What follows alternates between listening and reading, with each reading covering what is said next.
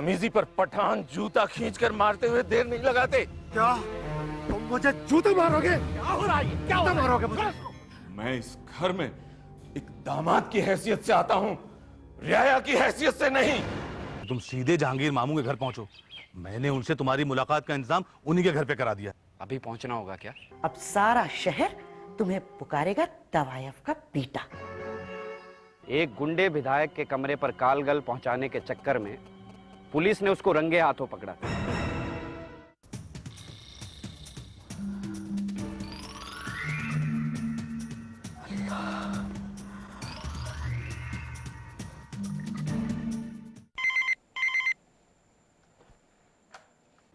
Hello, मेरे कमरे में आ सकती हो तुम? जी।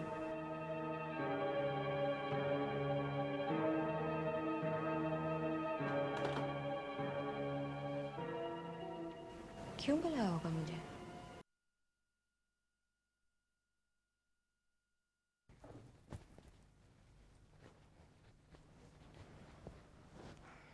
आपने मुझे बुलाया मामू जान? बैठो। जी, मैं ज्यादा देर रुक नहीं पाऊंगी।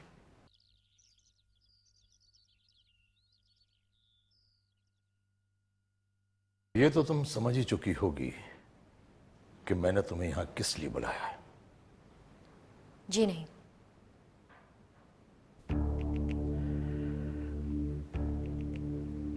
एक दिन तुम और नासिर 5 नंबर कमरे वाली को मेरी इजाजत के बगैर शहर घुमाने ले गई थी। जी हाँ, लेकिन क्या आपने उस दिन नासिर भाई से इस सिलसिले में कुछ मालूम नहीं किया था? ये सवालात मुझे सिर्फ तुमसे करने हैं और जवाबात भी तुम ही दोगी। जी कहिए। जैसा कि मुझे शक है,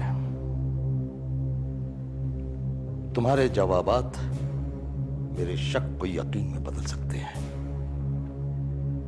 और मुझे शक है कि पिछले दिनों जो इस घर में हो रहा है, जो कुछ भी हो रहा है, यानी ऐसा कुछ जो कभी नहीं हुआ है, वो यूं ही नहीं हो रहा है। क्या हो रहा है इस घर में? ये तुम पूछ रही हो? जी। इस घर की नवासी अपनी नानी की तस्वीर को नकली तस्वीर बना रही है। और इस घर की बेटी, इस घर की बेटी में यकायक अपने बाप की तस्वीर की नुमाइश का चस्पा जाग उठा है? और इस घर की सियानी औलादों में एक बुढ़िया को गोटे और लचके के कपड़े पहनाकर खुले शहर में उसकी बुढ़ापे का मजाक उड़ाने का शौक जोर पकड़ता जा रहा है। शौक। और सबसे ज्यादा ये कि तुम जैसी समझदार और फरमाबरदार लड़की के दिल में अपने बुजुर्गों से टकराने और नाफरमानी का जुनून सवार हो चुका है। जुनून। मैं पूछता हूं क्यों? आपको नहीं मालूम क्यों?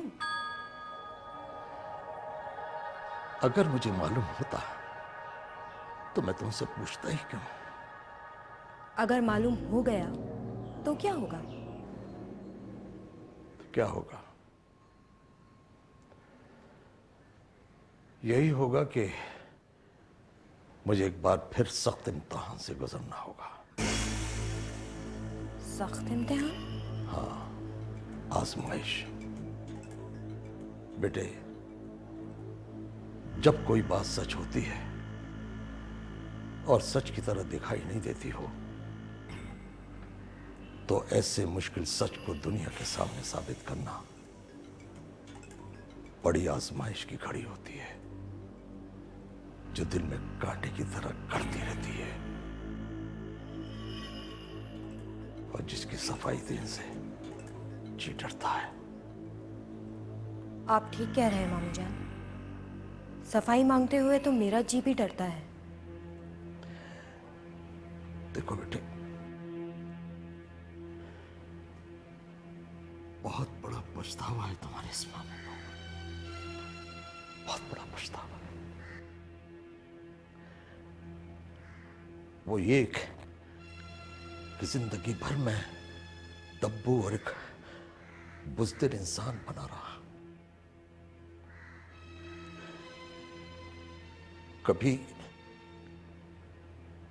कभी भी सच्चाई से आंख मिलाने का हौसला नहीं जुटा पाया।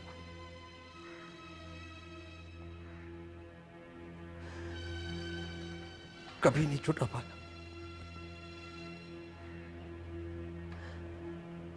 और आज वो ये काम मेरी औलाद मेरी आंखों के सामने करे,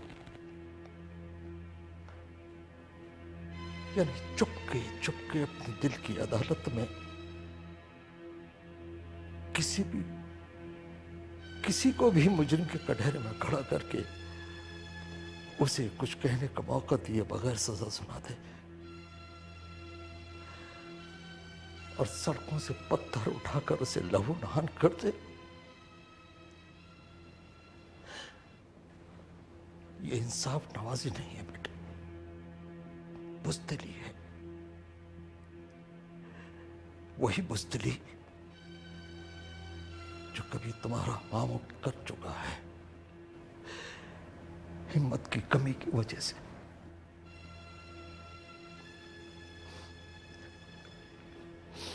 जाओ बेटे, जाओ, अपने अंदर हिम्मत पैदा करो। हिम्मत, अपने मामू के सामने खड़े होकर सच्चाई को समझने की हिम्मत। जाओ, जाओ बेटे।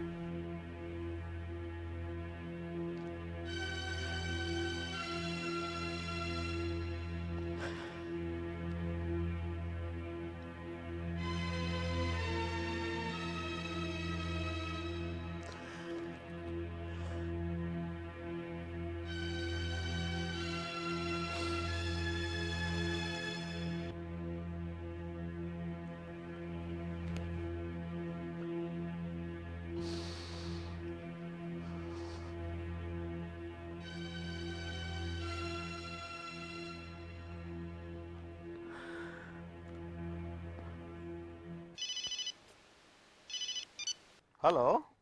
हेलो नासिर। जी मम्मी, कहिए। नासिर, हो सकता है कि मैंने बहुत सी गलतियां की हो जिंदगी में, पर अब जो गलती मैं करने जा रही थी उसके लिए मुझे जिंदगी भर पछतावे की आग में झुलसना पड़ता। नसीम को तो मैंने बड़ा ही होनहार और वफादार लड़का समझा था, मगर वो तो निहायत ही जलील निकला। मैं दिलावर की बहुत शुक्रगुजार हूँ और तुम्हारी भी। अच्छा, मैं फोन रखती हूँ। खुदा हाफिज। खुदा हाफिज।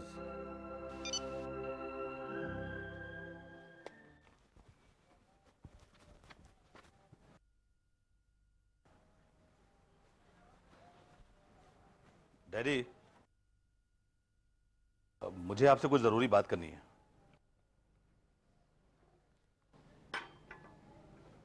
कहो।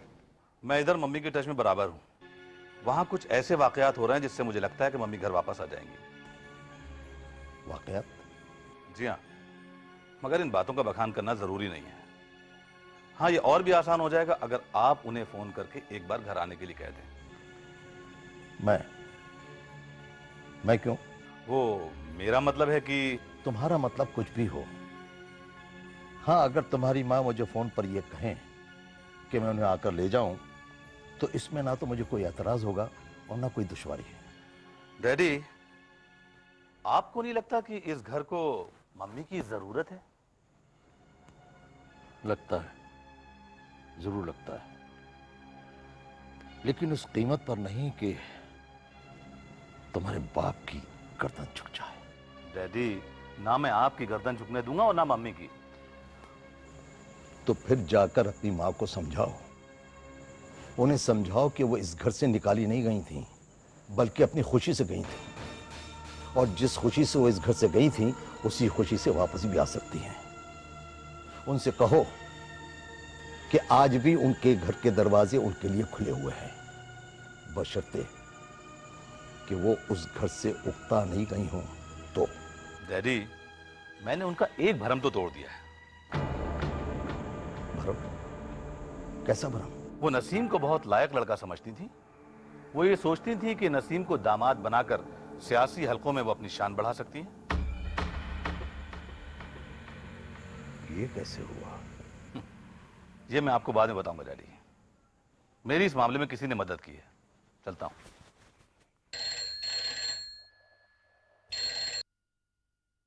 देखो वजाहत, लड़कियों की शादी ब्याह की तमन्ना का चोर अपने दिल में लेकर मैं तुमसे लड़कर चली आई थी।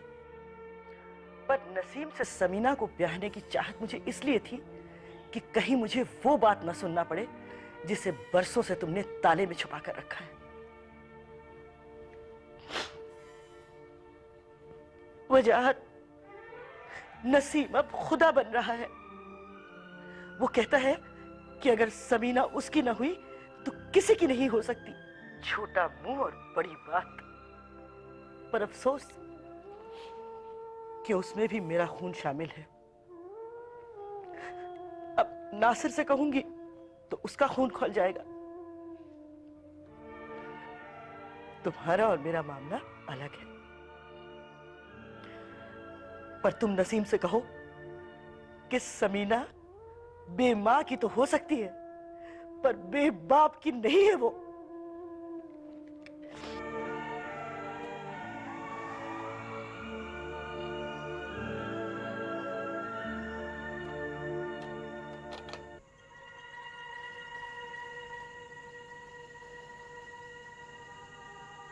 ये उस लड़के का कसूर नहीं है, कसूर तुम्हारा है कमर। आपा, क्या नसीब ने आपसे कभी कोई गुस्ताखी की? गुस्ताखी? नहीं तो। और अभी आप फोन पर किससे बातें कर रही थी? वजाहत भाई से? हाँ, कर रही थी।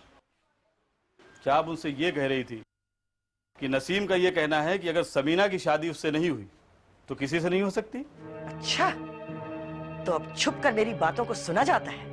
मेरी बात का जवाब दीजिए आपा। तो मुझसे क्यों पूछते हो? अपने बेटे से जाकर पूछो जिसने ये कहा था। आपा, अगर नसीम ने आपसे कुछ कहा भी था तो ये बात आपको अपने तक रखनी चाहिए थी। वजाहत भाई को बताने की क्या जरूरत थी? जरूरत इसलिए थी कि तुम्हारी बीवी शहाना अपने बेटे को मेरे खिलाफ गुस्ताखी करने के लिए उकसा कर भेजती रहती है। अब मैं तुम्हारे घर के छत के नीचे रह रही हूं, इसलिए कसमसा कर रह जाती हूं। देखो जहांगीर, नसीम को अब ये एहसास हो जाना चाहिए कि मुमकिन है कि समीना की मां मर चुकी हो, मगर उसका बाप अभी भी जिंदा है।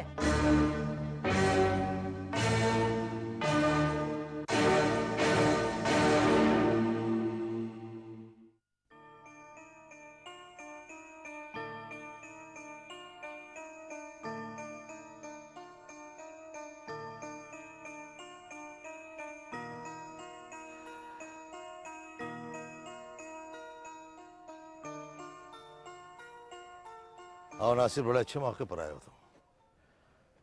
भाई मैंने सुना है कि आजकल नसीम बड़ी ही बढ़ चढ़ कर बातें करता फिर रहा है। नसीम बढ़ चढ़ के बातें कर रहे हैं? कैसी बातें डैडी? यही कि वो हर जगह ये कहता फिर रहा है कि अगर समीना की शादी उसके साथ नहीं की गई तो वो किसी और के साथ भी उसकी शादी होने नहीं देगा। अच्छा, किसने कहा आपसे?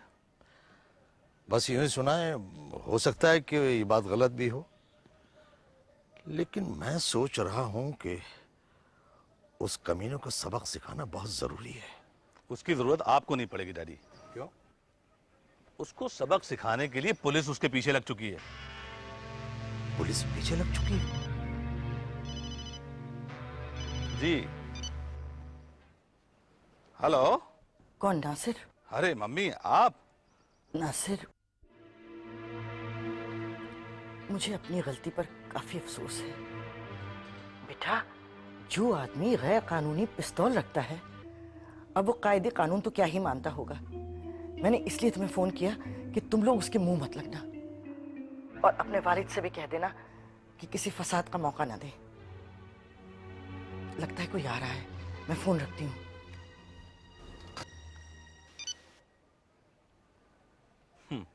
डैडी, मुझे ये लगता है कि ये फोन मम्मी ने मुझे नहीं बल्कि आपको किया था। मुझे किया था? जी, क्योंकि फोन आपके नंबर पे आया था। तो वो कह क्या रही थी? वो ये कह रही थी कि उन्होंने नसीम के कपड़ों की अलमारी में गैर कानूनी पिस्तौल देखा है। ऐसा आदमी भला कायदे कानून से क्या डरेगा? इसलिए डैडी से कहो कि वो नसीम से कोई फसाद ना करें। खैर, अगर नसीम की गोली से उनका शौहर मारा जाए तो ये तो उनके लिए बड़े फख्र की बात होगी, हैं? कि भाई उनके लायक भतीजे के हाथों उनका शौहर मारा गया है। डैडी प्लीज, देखिए मैं अगर मम्मी को लेकर आऊंगा तो आप कोई टेंशन क्रिएट नहीं करेंगे, ठीक है? वरना दिलावर की सारी प्लानिंग फेल हो जाएगी। दिलावर? ये दिलावर कौन है? अरे जहांगीर मामू का नाजायज भाई। अच्छा डैडी मैं चलता हूँ, मुझे बहुत जरूरी काम है, बाकी बातें बाद में। खुदा हाफिज। हाँ, जहांगीर का नाजायज भाई दिलावर।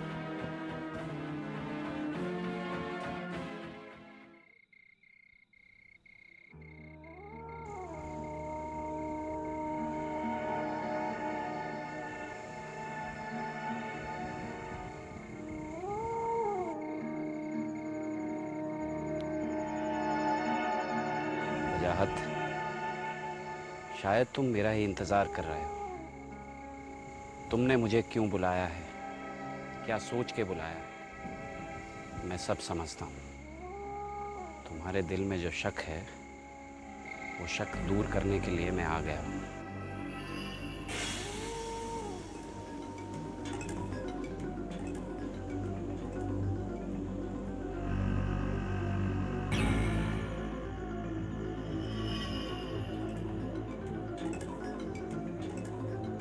अस्सलाम वालेकुम हुजूर। कौन? बंदे को दिलावर कहते हैं हुजूर। अच्छा, तभी मैं सोच रहा था कि अंधेरे में से कौन निकला चला आ रहा है। हम जैसे गरीब लोग अंधेरे में ही रहते हैं हुजूर। बैठो। कहाँ बैठूं हुजूर? यहाँ बैठो। माफ कीजिएगा, बंदा इस इज्जत के लायक नहीं है। कोई तिपाई पाई मिले तो उस पे बैठे हुजूर। बैठो। शुक्रिया।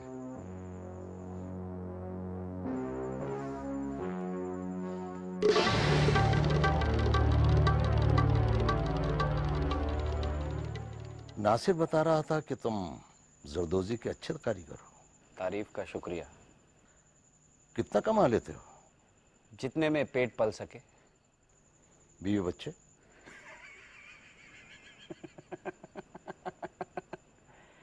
गरीबों को इस शौक से बचना चाहिए। और आप तो वो पूछिए जो पूछने के लिए आपने मुझे यहां बुलाया है। हाँ, हमारे बेटे को यकीन है कि तुम हमारी मदद के जज्बे के लिए उससे मिले हो। और शायद आपको ये यकीन नहीं है। बार बार मैं ये सोचता हूं कि मैं यकीन क्यों करूं, और ये यकीन क्यों ना करूं कि तुम अपने लालच के लिए हमें भरोसे में लेकर हमारे साथ कोई साजिश कर रहे हो, अपने किसी फायदे के लिए।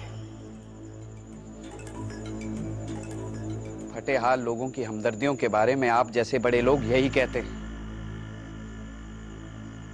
और मैं ये क्यों ना कहूं कि मैं जोरा महल की मोहब्बत के लिए नहीं, बल्कि जहांगीर से बदले के लिए किसी की मदद कर रहा हूं, तब तो आप ये बात मानेंगे? अगर मैं ना कहूं तो? और अगर मैं ये कहूं कि तुम मेरे साथ कोई चाल चल रहे हो तो?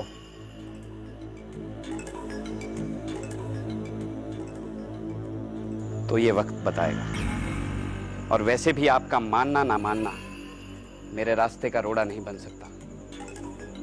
और दिलावर की कोशिशों से जो खुशियां आपको मिलेंगी, उन खुशियों की कीमत मैं जहांगीर से बदला लेने की आग को बुझाकर हासिल करूंगा। और आपसे कुछ नहीं मांगूंगा, यह वादा है दिलावर का।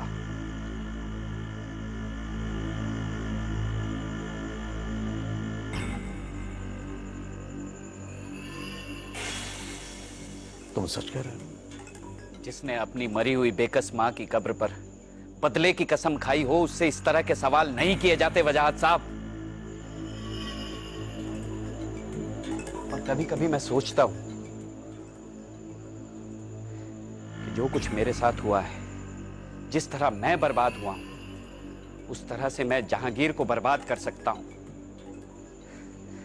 तो हंसी आती है खुद पर। इस वक्त तो मुझे तुम पर हंसी आ रही है। इतना सच है, जो रंज मुझसे जहांगीर को हो सकता है वो मैं अभी नहीं बता सकता, लेकिन इस जोहरा महल को हर खुशी हासिल करवाऊंगा मैं। कैसे खुशी? वक्त आने दीजिए, चलता हूं। और हां, आज तो आप चैन की नींद सोएंगे। खुदा हाफिज।